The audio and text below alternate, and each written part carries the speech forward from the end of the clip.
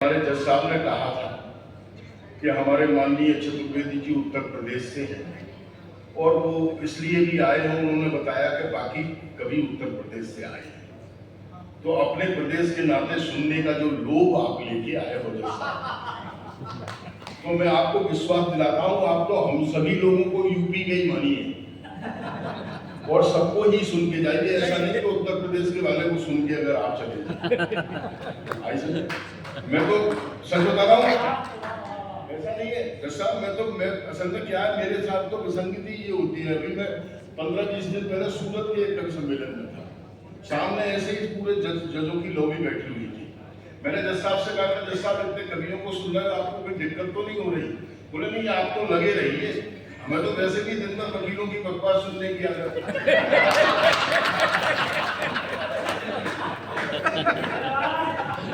लेकिन मैं आपको विश्वास दिलाता हूँ, ये सब कवि बहुत ही अच्छे हैं, रसज्ञ हैं, आपको आनंद देंगे।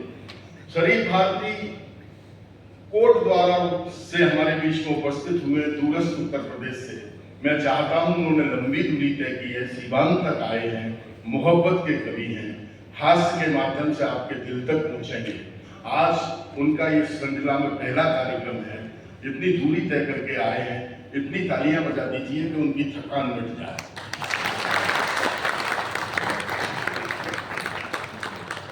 उनके ठीक बगल में ये जो सुदर्शन चेहरा बैठा हुआ है, गौरी मिश्रा, रूप और सौंदर्य की प्रतीक है, लेकिन उनका साहित्य भी उसी रूप और सौंदर्य का प्रतीक है।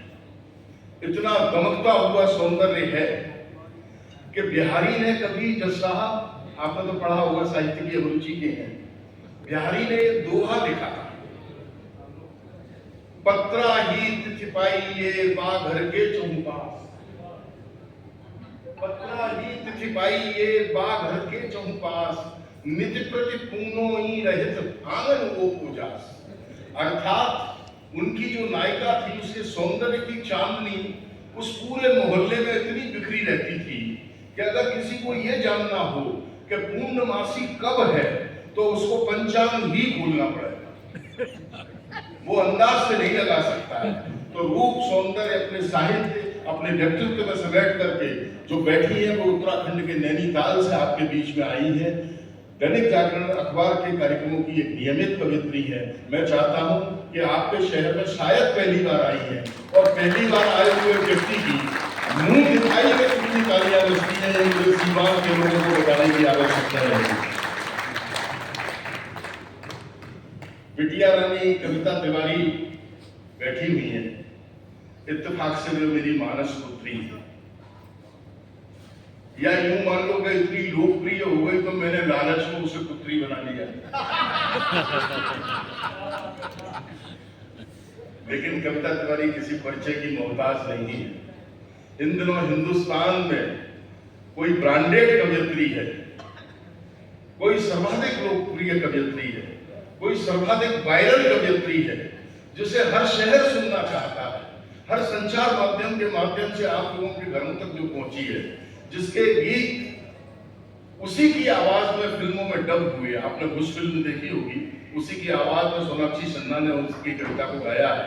ऐसी कविता तिवारी आपके शहर में उपस्थित हुई हैं, आप उनके कद के बराबर की तालियां बजाकर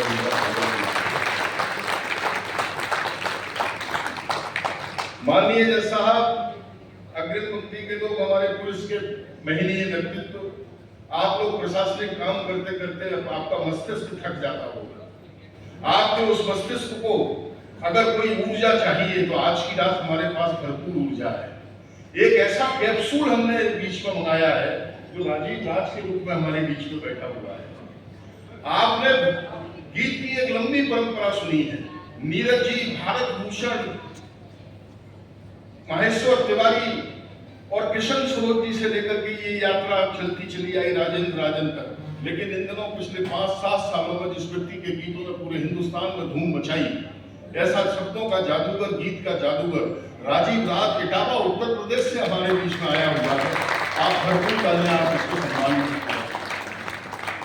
हास्य और व्यंग में अक्सर आरोप लगते हैं कि चुटकुलों और लतीफों ने कविता का स्थान ले लिया, लेकिन वो अपनी सहज अभिव्यक्ति से कविता धर्म निभाते हुए हास्य करने की ताकत अगर कोई व्यक्ति रखता है, ऐसा युवा हस्ताक्षर विकास गोखल जो लखनऊ से हमारे बीच में उपस्थित हुआ है, हमारे बीच बैठा हुआ है। मैं चाहता हूं कि इस नौजवान के लिए भी भरपूर तालियां बजाएं।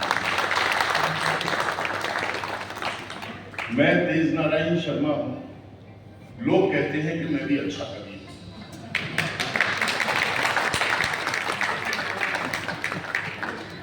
इधर के लोगों ने तालियां नहीं बजाई।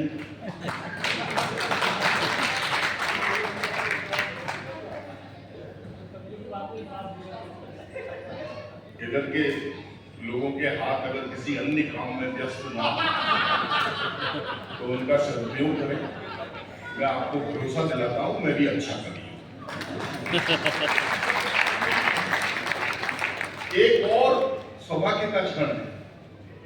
सीवान शहर के रचनाकार यहां बैठे हुए हैं। उनमें से एक लोकप्रिय नाम आरती आलोक जी हमारे बीच में उपस्थित हैं। मैं उनकी उपस्थिति को भी रेखांकित करता हूं, उन्हीं अन्य सभी मित्रों की उपस्थिति को रेखांकित करता हूं। समय की अपनी एक पाबंदियां हैं। जितने लोग बैठे, हमारा राजीव राज मुझसे कह रहा था जब इस हॉल में आया, बोले हॉल इतना बड़ा है, लोग कम है।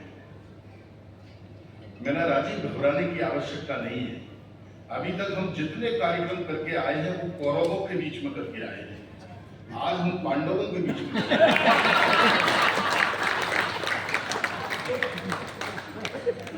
तो पांडवों के बीच में बैठ करके आप अपनी भगवत गीता का वाचन कीजिएगा। ये जितने भी लोग हैं, विश्वास रखना आपको भीड़ की आवाज आएगी, ये मैं कह सकता हूं।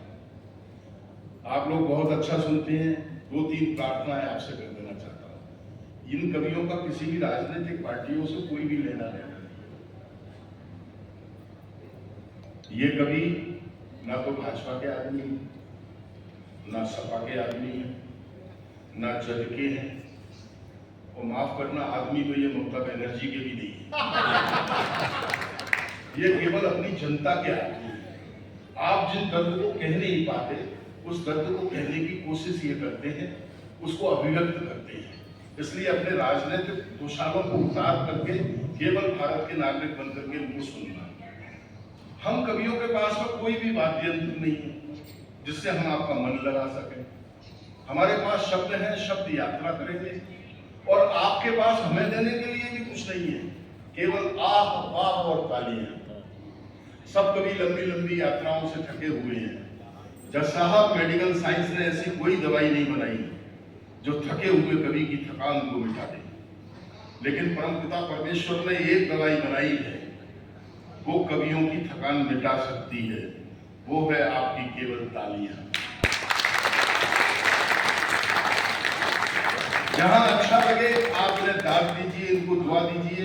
आप दुआ देंगे ये और अच्छा सुनाएंगे। क्योंकि कभी डॉक्टर कुंवर बेचैन ने कहा था कि पूरी धरा भी साथ दे तो और बात है, पर तू जरा भी साथ दे तो और बात है। चलने को एक पांव से भी चल रहे हैं लोग, पर दूसरा भी साथ दे तो और बात है। ये कोई सामान्य घटना नहीं है। ये कोई सामान्य घटना नहीं है कि ये 6 कवि बुला लिए। दैनिक जागरण आपको ये कार्यक्रम करके दे रहा है, आप उसकी महत्व को नहीं समझ पा रहे हैं। कीमती लोग आए हैं आपके शहर में, इनकी कीमत को अगर समझना है तो कभी इंडिविजुअल बुला के देख लेना कि ये कितने कीमती लोग हैं। आज की रात कितनी सुहानी बनी, आज की रात रातों की रानी